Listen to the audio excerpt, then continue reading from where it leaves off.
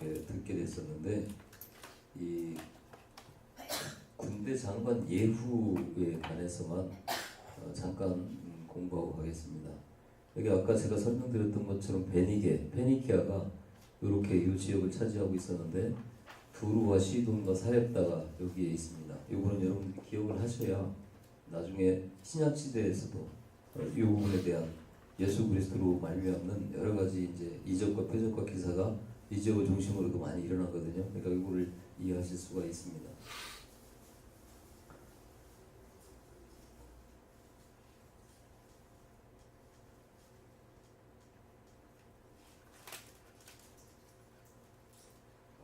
바알 숭배 유입에서 여기 이 북왕국 이스라엘에 예후라고 하는 왕이 10대 왕으로 이렇게 등극을 하게 됩니다. 그 이 왕에 대해서 우리가 알아야 되는 게 뭐냐면 이 아합이 이 오므리 왕조의 왕인데 아합 왕이 그렇게 악행을 하나님 앞에서 저지름으로 말미암아 이스라엘이라는 온 나라를 전체를 다 이렇게 하나님 앞에서 저주를 받는 그런 나라로 만드는 왕이기 때문에 이때 이 활약한 선지자가 엘리야라고 아까 말씀을 드렸죠. 그 엘리야의 기도를 들으시고 그로 말미암아 이제 하나님께서 그 세 명의 기름을 부어라 이렇게 말씀을 드렸다고 했어요. 그랬는데 그 중에서 하나가 예후죠. 예후. 그 예후는 아합 왕의 군대 장관이었어요. 그런데 이에게 이제 그 엘리사가 기름을 부음으로 말미암아서 이제는 그가 이 북이스라엘의 왕이 되는데 거기서 이제 하나님께서 직접 이에게 아합의 집을 쳐라라고 해가지고 그의 선지자의 피와 여호와의 종들의 피를 이세벨에게 갚아주리라. 그러니까 아합으로 말미암아 그 핍박을 받고 죽어간 그 하나님의 종들과 여호와의 종들의 피를 갚아주겠다 해서 세운 자가 예후입니다. 그래서 예후는 하나님에 의해서 그렇게 왕이 되어졌는데 이 예후라고 하는 사람은 원래 천성이 굉장히 악한 사람이었어요. 그래서 엘리사에게 기름을 부으라고 하나님께서 말씀을 하시면서 뭐라고 하냐면 너는 엘리사에게 기름을 붓고 문을 열고 빨리 도망쳐라 이렇게 말씀을 하세요. 그러니까 왜 그러냐면 거기서 이 예후가 갑자기 마음이 돌변해서 엘리사를 죽일 수도 있을 만큼의 굉장히 포악한 성격을 가지고 있는 사람이었다는 거죠. 그래서 이제 그런 정도로 이 예후가 성격이 아주 포악한데 이 예후라는 사람이 이제 그 왕이 되기 전에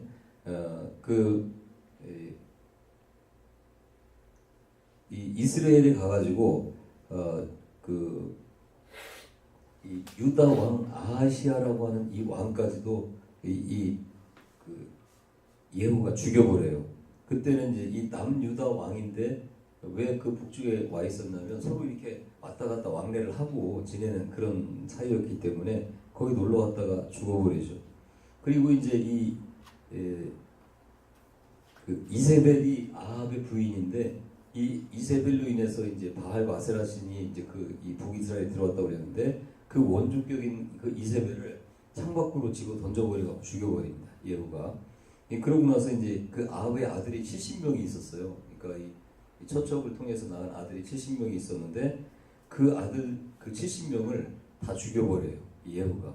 그러니까 이 엄청난 이 하나님부터의 심판을 아합의 그 가문이 이렇게 당하게 되는 거죠. 그리고 나서는 이제 그가 북왕이 되어지는데 이 아하시아 왕이 여기서 죽었잖아요. 예후에 의해서. 그러고 나면 이 아하시아의 후손들이 아까 설명드린 것처럼 왕이 되어야 되는데 이 아달라라고 하는 여자가 그 여왕이 되어버리죠. 그리고 나서 이제 숨겨졌던 요아스라는 그 아들이 6년 후에 그 어린 나이에 왕으로 등극을 해가지고 그 이스라엘의 종교 개혁을 일으키게 되는 그런 그 역사까지 제가 말씀을 드렸어요. 그 다음에 이제 그 전에 그러니까 이제 이세벨과 아합의 관계 이런 것들은 아까 제가 설명을 드린 바와 같죠. 그때 활동했던 선지자가 엘리야라고 하는데 그 엘리야는 이 선지자의 전형으로 나타나가지고 하나님이 일을 선포하고 하나님께서 참 왕이신 것을 이렇게 선포를 하는 그런 선지자의 역할을 합니다.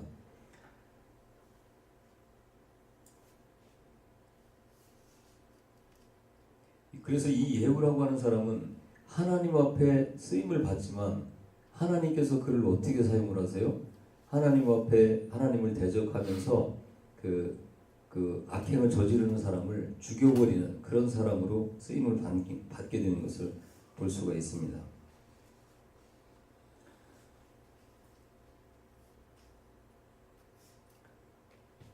말씀드린 것처럼 그 아달랴가 자기가 왕이 되면 안 되고 아하시아의 이 자기의 자식이 왕이 돼야 되는데 아달랴가 왕이 되어졌다라고 하는 것은 다시 말하면 지금 이 전체적인 숲을 보라고 그랬는데 그 숲으로 이렇게 볼 때 이 아달랴는 지금 무슨 역할을 하고 있는 거예요? 다윗의 씨를 말려버리고 거기서 다윗이 그 씨를 끊어버리는 그런 그 역할을 하는 거예요. 그게 누구예요? 하나님의 그런 역사를 그렇게 끊어버리려고 하는 존재가 누구예요? 사단이잖아요. 그러니까 그런 이 역할이 바로 이제 아달랴에 의해서 계획이 진행되어지는데 하나님께서는 그걸로 인해서 그 역사를 마칠 수 없는 분이기 때문에 요아스라고 하는 그 손자 하나를 잘 살려놨다가 그가 이제 7살 때 왕이 됩니다. 유다의 왕이 돼서 종교개혁을 일으키게 되고 그로 말미암아 이제 유다가 다시 회복되는 역사를 일으키게 되는 거예요.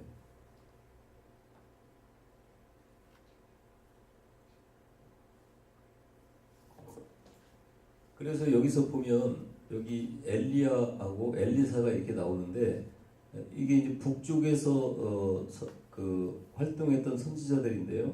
엘리야하고 유명한 우리가 성경에서 알 수 있는 선지자들이 엘리야하고 엘리사, 그 다음에 아모스, 요나, 호세아, 이 정도는 우리가 다 알고 있죠. 그래서 책으로 기록되어져 있는 선지자가 아모스, 요나, 호세아는 북이스라엘에서 활동했던 선지자. 그 다음에 이제 엘리사, 엘리야는 책은 없지만 북이스라엘에서 활동했던 선지자들이다라고 보시면 되고요. 나머지들은 전부 남유다에서 활동했던 선지자인데 이제 포로 시대에는 다니엘, 에스겔에서는 선지서라기보다도 예언서에 가깝습니다. 그래서 이제 그 어떤 예언을 해요?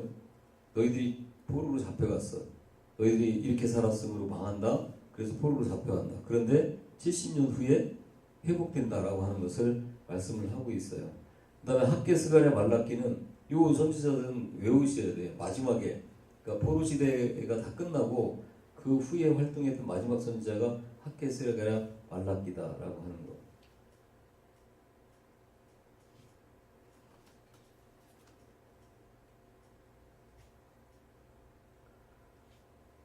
그 다음에 이제 엘리게가 나오는데 엘리야의 그 이야기를 우리가 한번 보겠습니다.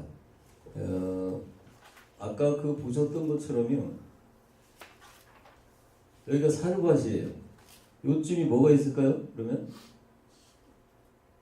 두루가 있죠. 요 위에는 시돈이 있어요. 그러니까 요거를 여러분이 꼭 기억하라고 그랬어요. 이 사렙다 과부는 사렙다라고 하는 건 사르밧과 같은 이름입니다. 그래서 이제 하나님께서 엘리야를 이 사렙다로 이렇게 가게 하신 그 이유를 우리는 이해를 하실 수가 있어야 되는데 그 후에 이 사르밧 과부의 사건 이후에 어떤 일이 생기냐면 이 갈멜산에서 바알과 아세라 선지자 850명과 전쟁을 하는 그런 일들이 생겨나요. 그렇다고 하면 우리가 이제 그 바알과 아세라 선지자가 그렇게 대결을 하게 되는데 그 앞에서 이 사르밧에 가가지고 여기 과부를 만나가지고 과부를 통해서 하나님이 하시는 그런 일들을 경험하게 하시잖아요. 그러니까 그 이유가 있다는 거예요. 무슨 이유냐? 여러분들이 한번 생각해 보시면 여기는 바알과 아세라의 본산지예요. 그러니까 뭐 말할 수도 없는 그런 바알과 아세라가 아주 판을 치는 그런 이 세계의 중심부죠. 여기가 엘리야를 여기서 그리시네가를 지나가지고 여기를 가게 해서 여기서 하나님께서 어떻게 그런 그 바알과 아세라의 본산지에서 하나님이 어떻게 역사하시는지를 경험할 수 있게 하셔서 하나님은 살아계시다라고 하는 것을 경험하게 하시고, 그리고 나서 이제 여기 갈멜산으로 이를 보내가지고 여기서 이제 그 놀라운 850명 대 1의 싸움을 해서 바알과 아세라의 그 선지자들을 다 죽여버리는 그런 역사를 일으키게 되는 거죠. 그래서 바알 선지자, 아세라 선지자들과의 그 대결 앞에서 이런 그 경험을 하게 한 것은 이제 이때 갈멜산에 와가지고 그 바알과 아세라 선지자가 막 몸을 찢으면서 그 바알과 아세라 신을 이렇게 부를 때 역사가 안 일어나니까 이 엘리야가 조롱을 하잖아요. 너네 신은 화장실 갔나 보다. 아니면 뭐 주무시는지 뭐 해가면서 이제 그렇게 그 조롱을 하고, 그 다음에 이제 그 재물에다가 또랑을 파고 재물에다가 물을 깃고 거기에서 하늘에서 불을 내려가지고 그것들을 다 태우는 그런 역사를 일으키고 난 다음에 엘리야는 그 후에 우리가 잘 알다시피 딜레마에 빠지죠. 이세벨은 비를 내리게 하시고 또 비를 멈추게 하시는 분이 하나님이라는 것을 경험을 하고, 거기다가 또 자기가 데리고 왔던 선지자 850명을 이 엘리야라는 한 사람에 의해서 다 옥배임을 당해서 죽는 그런 경험을 했음에도 불구하고 어떻게 하나님을 인정합니까? 아니면 더 대적자가 됩니까? 이세벨은 더 악행을 저지르는 대적자가 돼가지고 뭐라고 해요? 엘리야를 죽여버리겠다고 하죠. 그러니까 이제 그 엘리야는 그 이야기를 듣고 어떻게 해요? 도망가가지고 이렇게 나는 나 혼자만 남았으니까 나를 좀 죽여주세요라고 할 정도로 기진맥진해버립니다. 이제 이 하나님의 종들이 영적 싸움을 해나갈 때 해도 변화되지도 않고 또 여전히 환경적인 그런 육체적인 그런 어려움들을 이렇게 겪게 될 때 이런 그 하나님의 사람들이 겪을 수 있는 그런 딜레마를 여기서 이제 보여주는 거예요. 거기서 이제 그 엘리야는 그런 기도를 하죠. 이스라엘은 언약을 어겼습니다. 아합이 장본인이에요. 근데 왜 아합 정부는 그렇게 하나님 앞에 악행을 저지르면서 망하지 않습니까? 죽지 않습니까? 라고 할 때 하나님은 세미한 음성으로 이렇게 대답을 해주시죠. 나만 남았어요. 이제는 더 이상 할 기력도 없습니다. 그러니까 죽여주세요 라고 할 때 너는 일어나서 아까 말씀드렸죠. 3명에게 기름을 부어라. 아람의 그 하살에게 기름을 붓고 예후에게 기름을 붓고 또 엘레사에게 기름을 부어서 너를 후계자가 되게 해라 라고 하시는 그런 음성을 듣고 그가 벌떡 일어나가지고 그 일을 진행을 해나가는 것을 볼 수가 있습니다. 그래서 이 시내산에서 내려가게 하셔서 그 번아웃된 엘리야를 다시 이제 모세의 경험을 하게 하시는 거예요. 그래서 세미한 음성으로 주님의 음성을 듣게 하시고 다시 이제 회복시켜서 그 일을 하게 하시는 것을 볼 수가 있습니다. 그래서 이 성경이 말씀하시는 것은 하나님의 나라의 왕이신 하나님과 이 세상 인간이 왕이 된 우상신들과의 싸움이 이렇다는 것을 보여주는 거예요.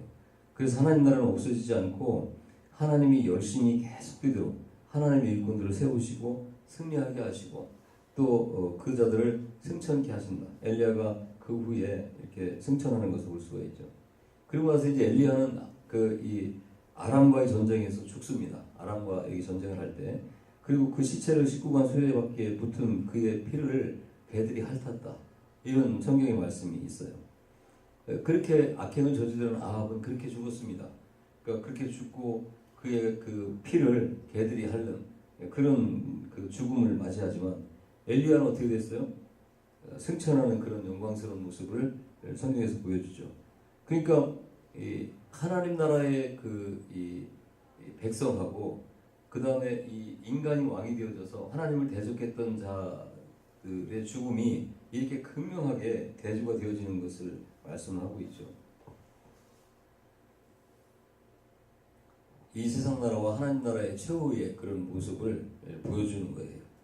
그래서 힘들고 어렵고 또 딜레마에 빠질 때도 있지만 바알과 아세라 시대에 하나님을 어떻게 접하고 연구하고 하나님의 백성들에게 선지학교를 통해서 가르치고 선포하고 그리고 남겨진 그 7,000명의 용사들을 그렇게 둘 수 있었던 그런 사역을 엘리야는 감당을 했다라고 하는 거죠. 그래서 그가 병못하고 승천했기 때문에 이스라엘 백성들은 아까도 말씀드렸던 것처럼 마지막 때까지 이 다시 올 그 엘리야를 기다리고 있었다라고 하는 거예요.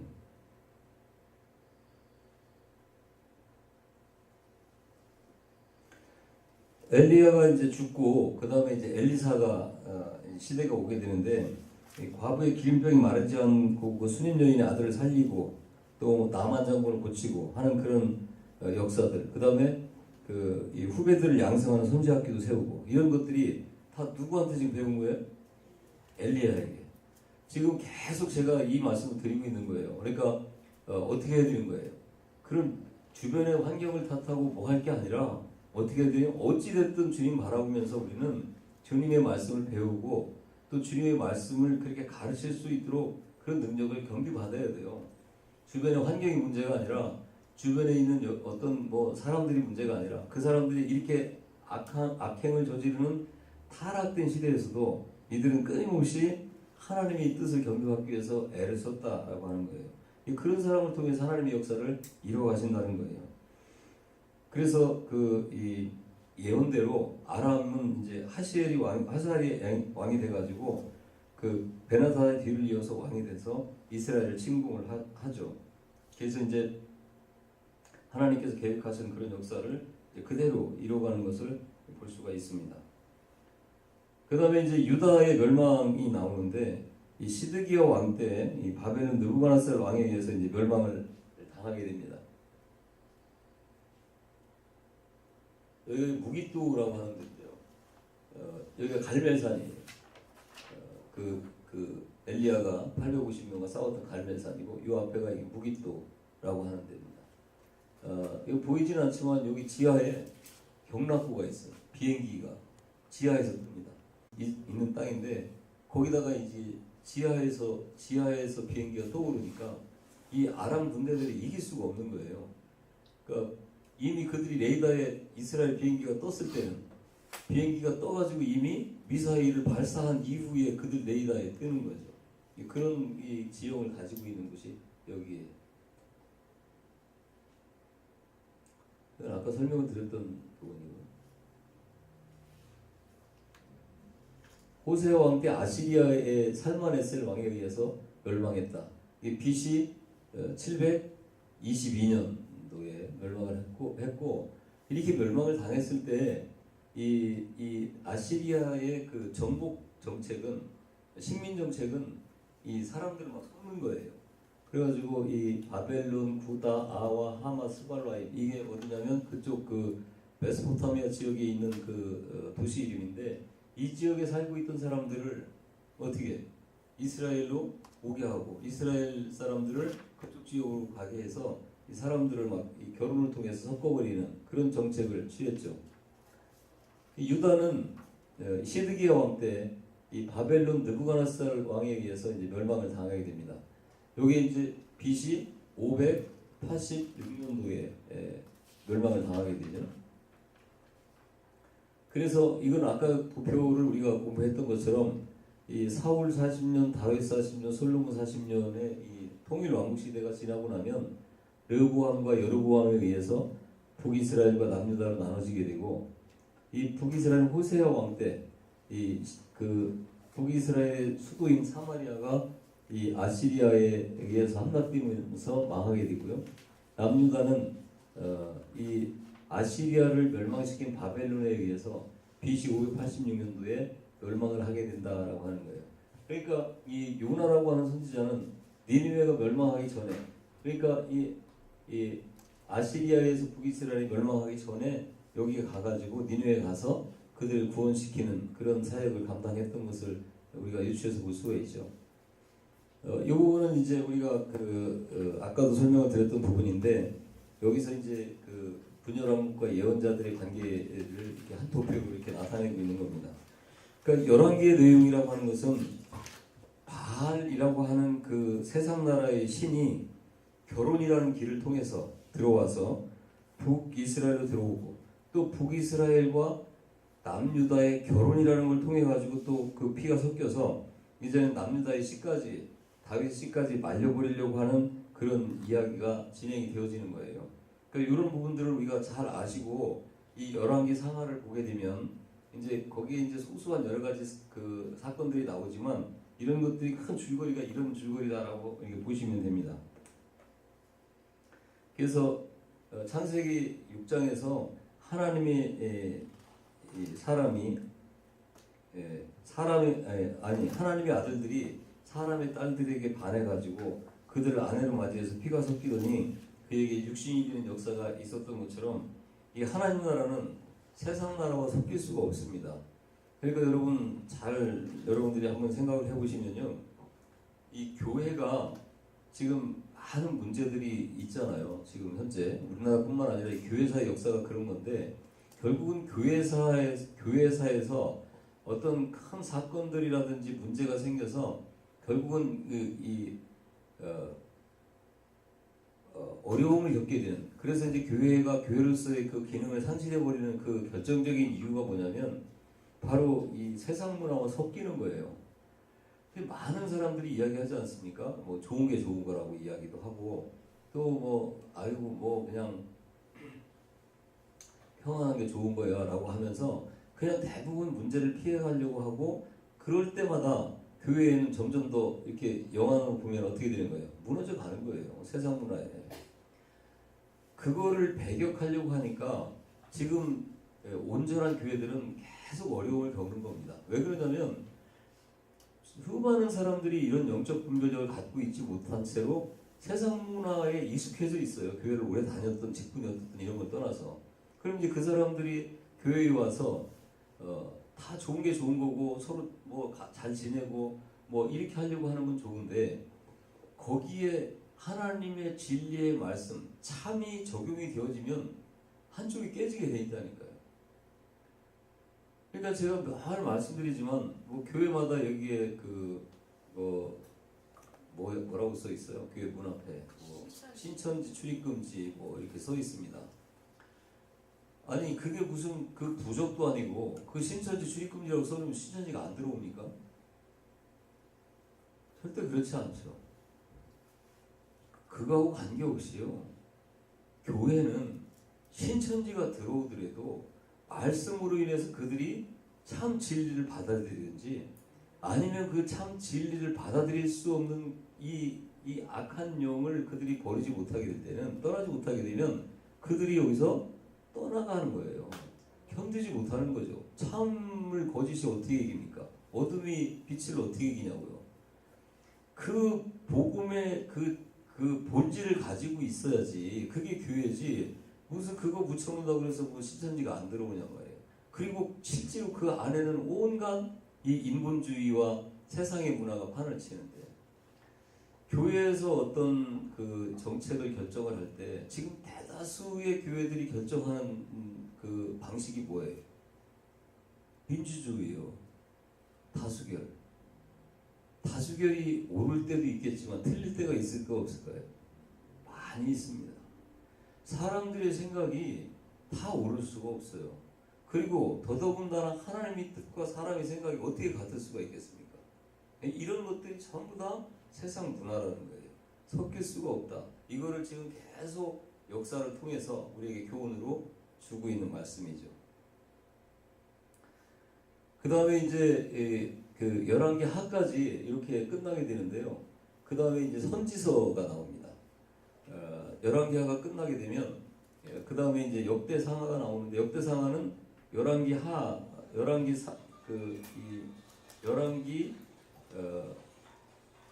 사무엘하, 열왕기 상하에 들어간다고 말씀을 드렸어요. 그 부분은 또 나중에 다시 설명을 드리더라도 일단은 그 선지서로 한번 가보겠습니다. 이 오바다 요엘이 가장 먼저 활동을 했던 선지자인데, 이 남유다에 최초로 등장하는 선지자가 이 오바다 요엘이에요. 그러면은 이 성경의 순서대로 하면 오바다 요엘이 맨 먼저 나와야 될 거 아니에요. 그렇죠? 시편, 잠언, 전도서 다음에 그 이 오바댜가 나오고 그 요엘이 나와야 되는데, 왜 그 한참 뒤에 나오고 거기에 이제 이사야서가 나오고 뭐 이렇게 나오냐면 그 어제 첫 시간에 말씀드렸죠. 왜 그랬다고 그랬어요? 성격이 비슷한 것끼리 모아놨어요. 그래서 앞에 대선지서 5권이 먼저 나오는 겁니다. 그러고 나서 소선지서들이 뒤에 쪽으로 가가지고 이렇게 뭉쳐있다 보니까 이게 이제 그거를 모르고 그냥 이걸 보면 어릴 때는 막 뒤로 갔다 앞으로 갔다 시간상으로 보면 이렇게 돼서 굉장히 좀 혼란스러워요. 그래서 여러분들이 지금 이 순서를 잘 아셔가지고 성경을 그 선지서를 볼 때 이 순서대로 보시면 훨씬 더 이해가 빨리 될 수가 있겠죠. 그래서 오바다 유엘이 남유다에 등장하는 최초의 선지자다. 이 즈음에는 북이스라엘의 그 아합 왕과 남유다의 여호사밧 왕이 사돈지간이 되어진다. 어떻게? 그의 딸 아달랴가 이스라엘의 그 유다의 여호람 왕하고 결혼하게 된다는 거예요. 그렇게 되어지는 시대였기 때문에 그때 엘리야의 시대가 끝나고 엘리사의 시대였어요. 그러니까 북이스라엘에서는 엘리사가 활동을 하고 남유다에서는 이 오바다와 요엘이 이렇게 이제 나타나서 활동을 할 때, 그러니까 대략 약 BC 9세기경의 이 사건들이라고 보시면 됩니다.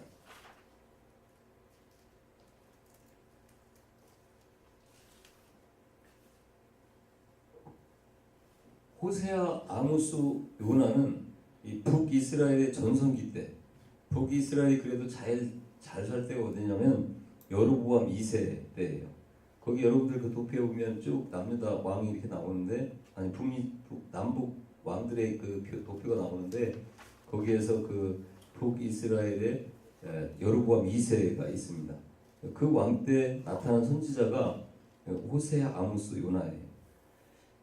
아모스는 원래는 남유다의 사람입니다. 그런데도 불구하고 그가 이제 그 북이스라엘에 가서 그 하나님 말씀을 외치게 되죠.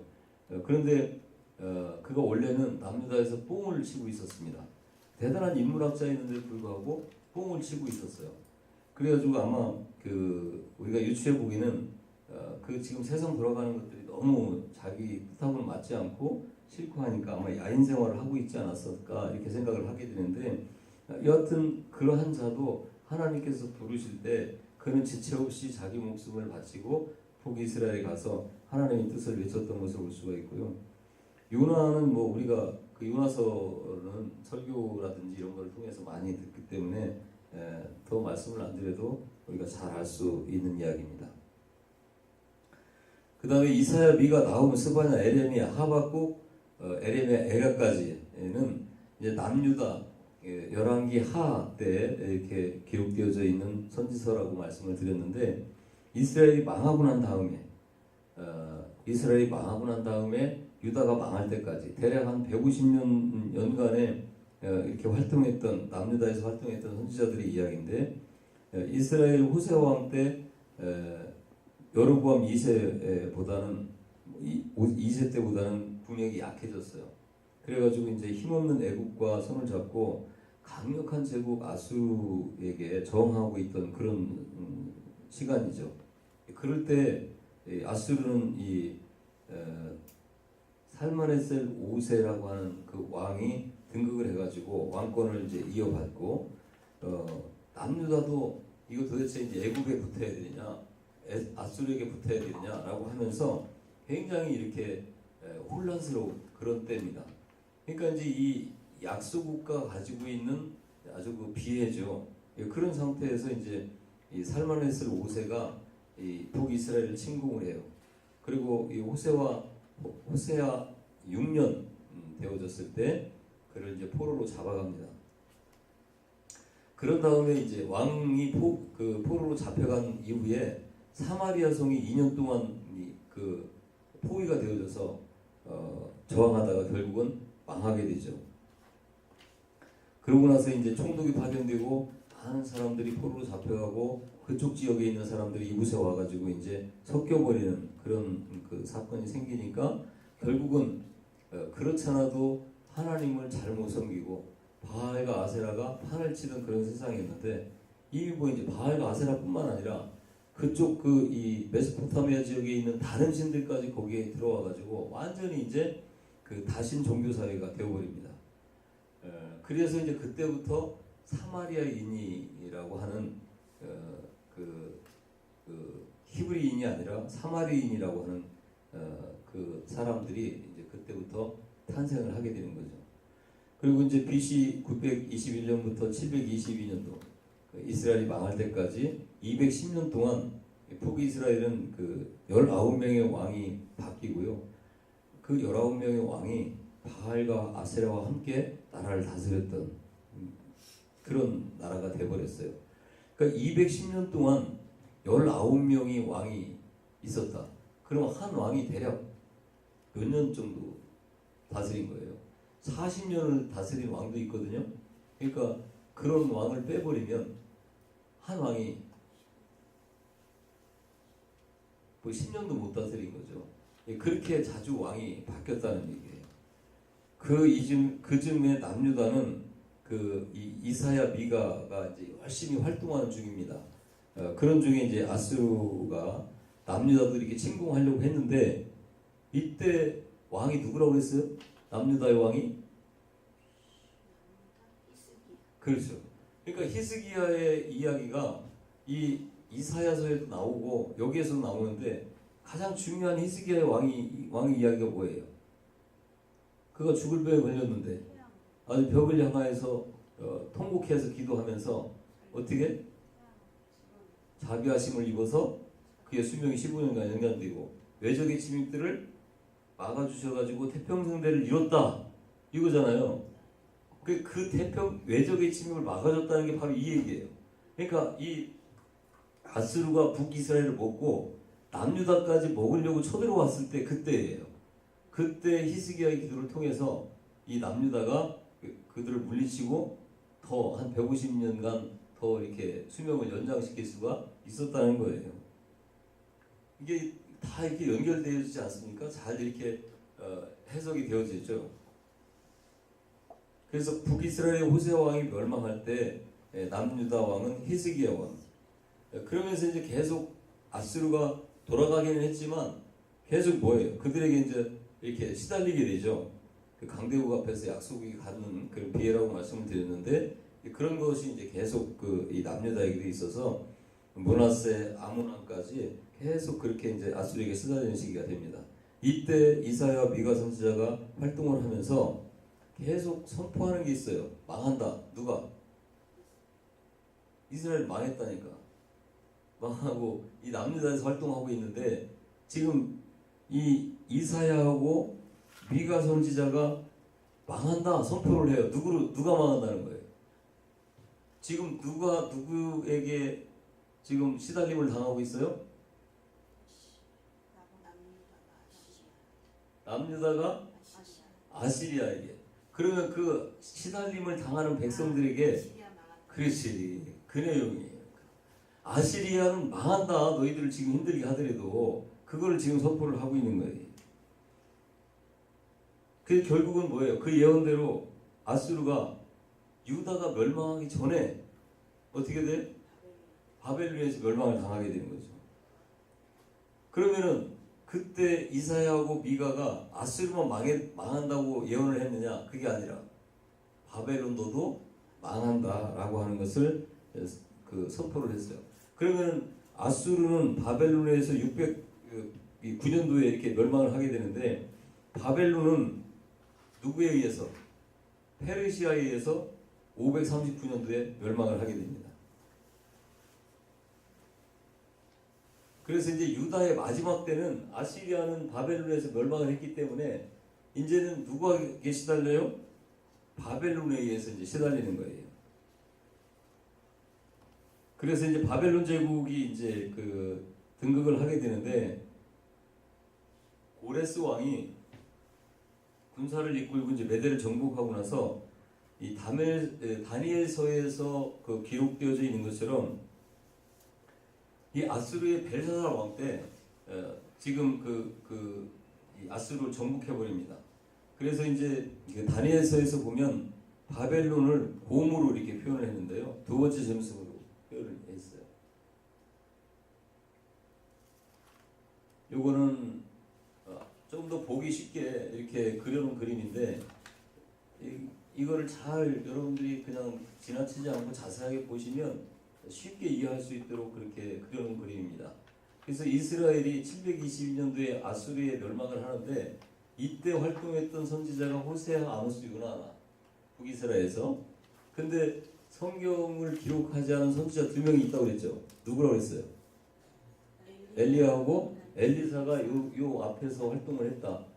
유다는 587년도에 이 바벨론에 의해서 멸망을 당하는데 그때 멸망할 때까지 요엘과 오바댜, 이사야, 미가, 에레미야, 나훔, 하박국, 스바냐가 이렇게 활동을 했다. 이때까지 이 유다에. 그런 다음에 이제 그 이스라엘은 그래서 유다까지 망함으로 완전히 다 망하게 되죠. 그러고서 이제 이 다니엘이 먼저 포로로 잡혀갑니다. 언제 잡혀가냐면 606년도 이때는 유다가 멸망하지 않았을 때인데도 그때 침공을 해가지고 그냥 잡아갔어요. 아직 멸망을 하지 않았는데. 그래서 이 첫 포로가 606년도에 다니엘이 잡혀가고 그 다음에 두 번째로 잡혀간 게 에스겔이 잡혀가는 거예요. 그래서 이 사람들은 바벨론 포로로 잡혀가 있으면서 기록한 책이 이 다니엘서, 에스겔서예요. 그런 다음에 이제 이들이 이제 포로로 생활이 끝나고 돌아오게 되지 않습니까? 539년도 어간부터 이때는 고레스 칙령이 발표가 돼서 야 이제 너희들은 너네 나라로 돌아가라 라고 하는 거예요. 그래서 이제 돌아오게 될 때 1차, 2차, 3차에 의해서 순서대로 돌아오게 되는데 첫 번째로 돌아오는 게 스룹바벨이에요. 그래서 스룹바벨하고 예수아가 들어와가지고 뭐를 중건한다고? 성전. 이게 이제 성전을 먼저 중건을 해요. 그런 다음에 성전이 완공이 되니까 에스라가 이제 들어와가지고 거기서 말씀을 가르치고 하는 그런 사역들을 감당을 하고, 그 다음에 세 번째로 느헤미야가 이 바사의 유대 총독이 돼서, 거기도 아직 이제 그 식민지니까 유대 총독이 돼가지고 들어와서 에스라와 함께 이스라엘을 회복시키는 그런 운동을 이렇게 전개해 나갑니다. 그때 그러고 나서 마지막으로 활동하던 선지자가 말라기다라고 하는 거예요. 이 학개하고 스가랴는 이 스룹바벨과 예수아가 들어와가지고 성전을 중건을 해갈 때 누구에 의해서 방해를 받았다고? 사마리아인에 의해서 방해를 받았다고 했죠. 그래서 이제 중단돼 있다가 이 학개 스가랴가 와서 다시 이제 이들을 격려함으로 말미암아 성전을 완공시키는 그런 선지자의 역할을 감당하는 표가 이 표예요. 그래서 이거는 여러분들이 계속 눈여겨서 보셔야 될 표. 아까도 그렇지 마찬가지지만 여기를 한번 따라서 한번 해봅니다. 아니 같이 해봅니다. 시작. 창출, 민수, 삿, 삼, 왕. 이걸 외우기가 쉽잖아요. 창출, 민수, 삿삼, 왕. 그 다음에 뭐예요? 포로 시대가 있고 이거 뭐예요? 에스라, 느헤미야. 이게 시대별로 구약이 끝나는 시점이다라고 하는 거.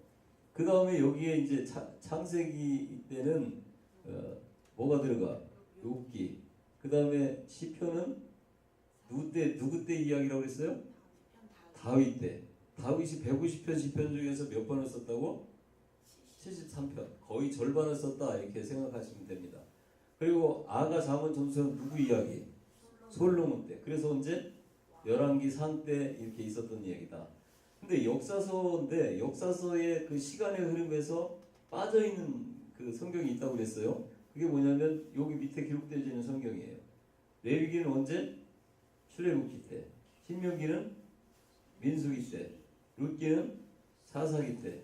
역대상은 사무엘 하 때.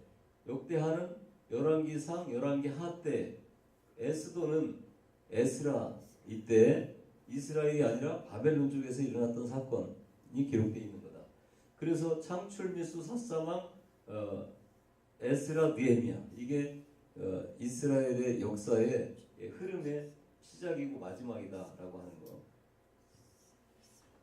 그 다음에 이 5명의 선지자를 먼저 기억을 하라고 그랬는데 17명 중에서 다니엘과 에스겔은 포로 시대 때. 여기 쉽죠. 다니엘, 에스겔. 이거는 같이 붙어있는 성경이기도 하니까. 그리고 학개 스가랴는 성전을 회방하는 그 사마리아인들에 의해서 성전 공사가 중단됐을 때 와가지고 격려해서 성전을 회복시켜 다시 중건하게 된 그 선지자가 학개 스가랴. 그리고 마지막으로 누구를 기다리면서 끝난다고요? 말라기는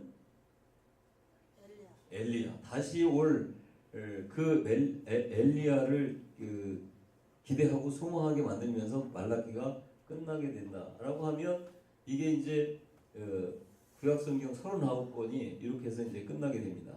여기 역사서가 17권, 시가서 5권, 예언서 17권 이렇게 되어져 있어요. 혹시 여기까지 질문 있으십니까? 네, 없으시면 점심 먹은 다음이기 때문에 잠깐 쉬었다가 하도록 하겠습니다.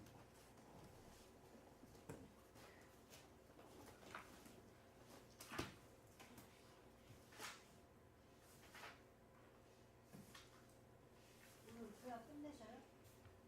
신약까지 들어가셔요? 구약 끝날 것 같아요.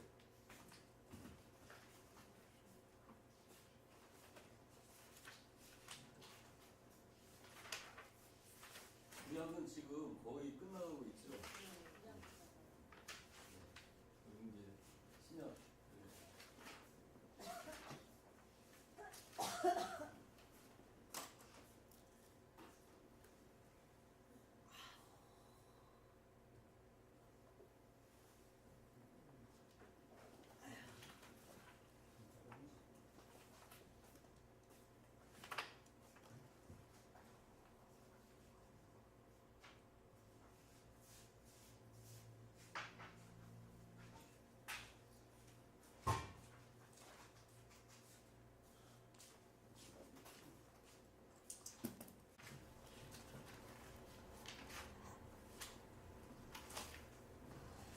자, 그 선지서를 이제 좀 구체적으로 보겠습니다. 뒤에 왜 그러냐면 분량이 선지서가 굉장히 많은 분량을 차지하고 있기 때문에 그 내용과 그 내용을 통해서 우리에게 주신 메시지가 무엇인지를 우리는 좀 그걸 알아볼 필요가 있거든요. 그래서 그 책에 여러분 교재에 그게 기록이 돼 있나 모르겠는데 이 선지서의 시간 그 순서대로 거기 기록되어 있는 게 있습니까? 거기에 교재에?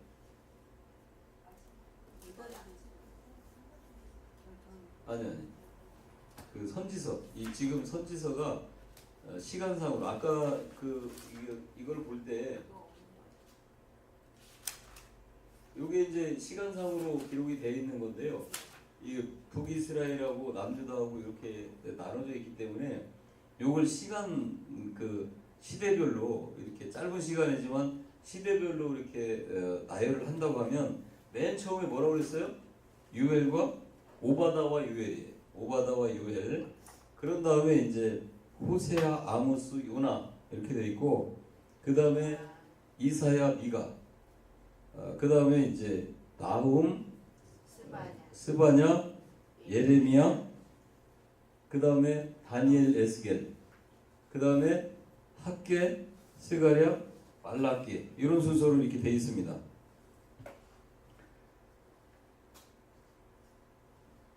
그래서 다윗과 같은 대리 통치자가 하나님이 원하시는 그런 통치자가 없었기 때문에 이 선지자들을 보내주셨어요. 예언자들을 보내주셔가지고 이렇게 하나님의 뜻을 전했는데 맨 처음에 등장한 선지자가 이 유엘과 오바다인데 대략 BC 한 800년대쯤에 BC 9세기 때 이렇게 등장을 하게 됐다. 그러니까 북방 이스라엘은 아모스, 호세아, 요나가 같은 시대에 활동을 했어요. 요나는 특별히 북방 이스라엘에 있었지만 니느웨에 가가지고 이렇게 복음을 전했던 그런 활동자였었죠. 하나님께서는 이 나라를 세우실 때 우리가 이제 다시 한번 유학하고 가면 이 땅에 이 아담과 셋을 통해서 또 에녹과 노아를 통해서 아브라함을 통해서 계속해서 뭐를 만들고 싶어 하셨어요?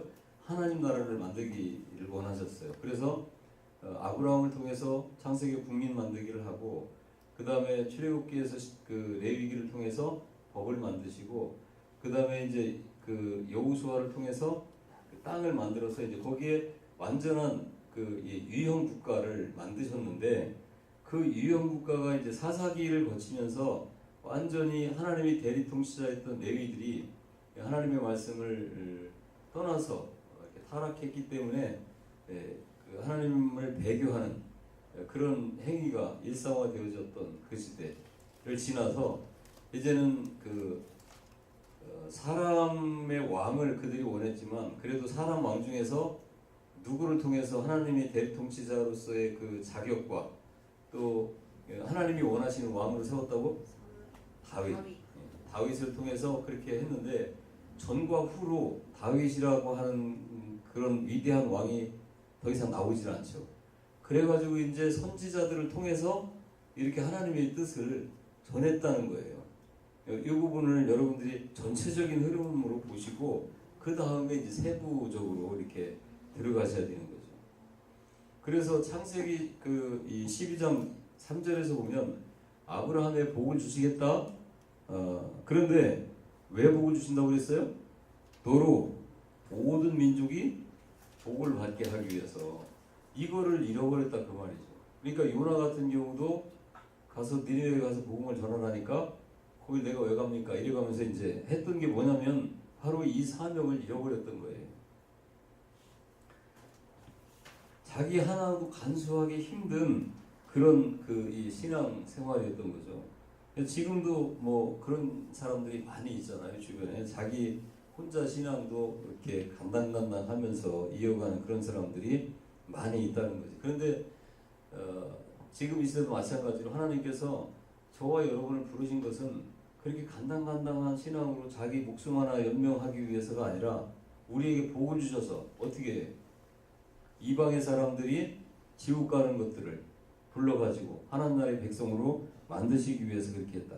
그러니까 내게 복을 주셔서 나로 말미암아 다른 사람들이 그렇게 지옥 가는 사람들이 복을 받게 하시기 위해서 그렇게 하셨다는 거죠. 그런데 이제 자기도 복 받지 못하고 다른 열방도 흘러가지 못하게 하고 그런 사람들이 많이 있습니다. 그래서 이제 부르신 자가 요나예요. 그래서 그 대표적으로 요나의 그런 이 선교 활동을 통해서 하나님의 뜻이 열방에 나가게 하셨는데 오히려 뭐예요? 열방에 나가기는커녕 열방에 사로잡혀 먹히게 생긴 거죠. 그래서 하나님 나라는 창세기 12장부터 시작이 되어지는데 이 세상의 나라는 11장까지 언급을 하고 그 뒤로는 언급을 하지 않습니다.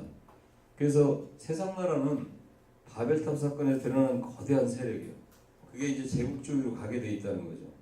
왜 그러냐면 힘센 자가 왕이 되어져야 되기 때문에 결국 힘센 자가 왕이 되어진다는 것은 왕이 황제가 되어지는 거고 그 한 사람에 의해서 그 나라가 다스림을 받게 되는 거죠. 그래서 이제 하나님을 왕으로 인정하지 않고 흘러가는 세상의 나라가 그런 힘 있는 자가 왕이 돼가지고 그 사람을 중심으로 이렇게 나라가 만들어지는데 그 대표적인 게 이제 그때 당시에 니느웨였던 거예요. 그러니까 그런 니느웨에 가서 사람이 왕인 그 나라에 가서 왕은 하나님이시다. 그 하나님을 통해서만이 너희들이 복을 받을 수 있을 뿐만 아니라 어떻게 구원받을 수 있다라는 것을 알려줘야 된다는 거죠. 근데 안 가고 스페인 쪽으로 갑니다. 다시스가 스페인 쪽 도시인데 그래서 이제 하나님께서는 그를 다 뒤집어 가지고 다시 이제 그 니느웨에 세우신 것을 기록한 게 니느웨에서예요. 이 니느웨 이 요나서를 통해서 우리에게 주시는 것은 올바른 정체성을 갖고 있지 못한 이 히브리 민족에게 이거를 대표적으로 보여주는 거예요. 너희들이 부름받은 이 사람으로서 하나님 나라를 이루고 하나님 나라가 이 땅에 존재하는 이유와 목적이 뭐 때문이다. 이것 때문이다라고 하는 것을 보여주는 거죠. 그래서 예수님께서 말씀하실 때 이 악하고 음란한 세대가 표적을 구하지만 나는 요나의 표적밖에는 보여줄 게 없다. 이게 이 말씀이에요. 그러니까 열방을 향해서 모든 우주 만물 가운데 하나님만이 왕이시라는 것을 선포하고 이 구원자가 하나님이시라는 것을 이렇게 보여준 그 요나의 표적밖에는 보여줄 게 없다. 그것을 말씀을 하고 있습니다. 마태복음 23장 30절에서 암탉이 그 새끼를 날개 먹은 같이 내가 내 자녀를 모으려 한 일이 몇 번이냐? 이게 무슨 이야기예요? 예수님이 감난산에서 강론을 마치고 이제 예루살렘을 바라보시면서 우십니다. 그렇죠? 하나님이신 그분이 우시는데 열방을 향해서 이 일을 해야 되는데 아직도 저놈 하나 간수를 못하고 저렇게 빌빌거리고 있는 어리석은 백성들을 바라보시면서 우신다는 거예요. 그래서 결국은 그렇게 제목 하나 간수 못하는 그런 신앙을 갖고 있다가 어떻게 된다는 거예요? 3, 40년 후에 돌 위에 돌 하나 남지 않고 다 멸망해버린다 라고 하는 것 때문에 우리 예수님이 그걸 바라보고 계신다는 겁니다. 그래서 이제 그때까지 지금 여기 보면은 오바다 유엘 들어가고 호세 아모스 요나까지 해서 몇 번이요? 5번이 들어갔어요. 그러면 이제 몇 번이 남는 거예요? 여기 5번을 빼면 7권이 남게 되죠. 그래서 이제 그 7권들이 이제 여기 남방 유다 시대에 나타나게 되는데 이 히스기야 왕 때 이사야가 나타납니다. 이 히스기야 왕 때 이사야가 나타나는 거예요. 그리고 이제 미가가 같은 동시대 때 활동을 하게 되는 겁니다. 그러면서 이제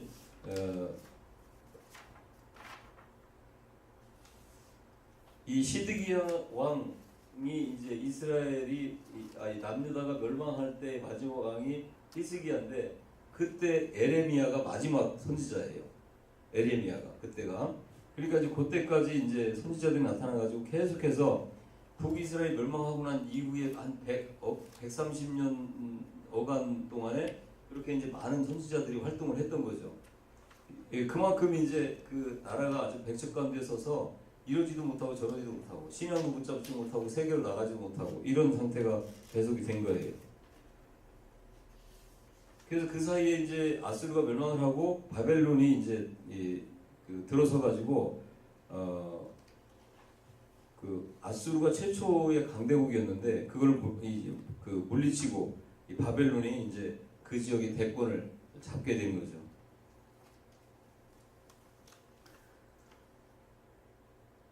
그래서 이제 그 신바벨론이라고 하는데 그 바벨론의 느부갓네살 왕의 아버지가 나보폴라사르라고 하는데 우르 지역 갈대아 우르 아브라함이 원래 살았던 그 지역에서부터 올라오면서 쭉 그 메소포타미아 문명 그쪽을 이렇게 정복해가면서 올라오고 있는 거예요. 그래가지고 이제 갈그미스라고 하는 바단 광야가 있습니다. 이 갈그미스 전투는 유명하죠. 애굽하고 이제 바벨론하고 붙은 전투 지역이에요. 그 지역까지 올라오게 될 때 이 유럽과 애굽 사이의 아시아의 접경 지역. 그러니까 우리가 그 이스라엘이 어느 위치에 있었나라고 하는 파란색 지도 본 적이 있었죠. 그 3대 지역 지역 그 중간에 이렇게 껴있다라고 할 때 그 바로 위 지역이에요. 그래서 이 유럽과 아시아와 애굽이 이렇게 실제로 갈라지는 그 지역에 갈그미스라고 하는 그 도시가 있는데 거기가 이제 그 지역인데 거기까지 이제 올라와요. 그때 이제 그 요시야 왕이 죽게 됩니다. 이 남유다에. 그러고 나서 요시야 왕이 죽었을 때 이 에레미야 애가 있잖아요. 애가가 무슨 뜻이에요? 슬픈 노래라는 거죠. 그래서 이 에레미야가 그 활동을 하다가 요시야 왕이 여기서 그 갈그미스 전투가 일어나기 전에 죽어요. 그거를 보고 그 애가를 불렀던 게 에레미야 애가예요. 에레미야 애가. 그래서 이제 백성들이 요시야 왕의 아들 여호아스를 왕으로 세우죠. 여호아스를 왕으로 세우는데 이 아버지 왕이 죽었으니까 그 아들 여호아스를 왕으로 세워요. 근데 이 갈그미스는 그 이스라엘 저 위쪽에 있는데 이 바벨론과 애굽이 그 지역에서 맞붙어요. 그랬다가 이제 이 서로 태각을 해. 그러니까 누가 이기고 지고가 아니라 이제 서로 전쟁을 그치고 이제 태각을 하면서 애굽의 그 바로누구가 이렇게 내려오다 보니까 자기가 올라갈 때는 요시야 왕이 그 왕이었었는데 내려와 보니까 여호아스가 왕이 돼 있어요. 그러니까 이제 이 애굽의 왕이 이 여호아스를 3개월 만에 퇴위를 시켜버려요. 그리고서 이제 여호와김을 이렇게 왕으로 세워요. 이 여호아스가 폐위가 되고 여호와김이 이렇게 세워졌는데 여호와김은 그러면 누구에게 조공을 바쳐야 돼?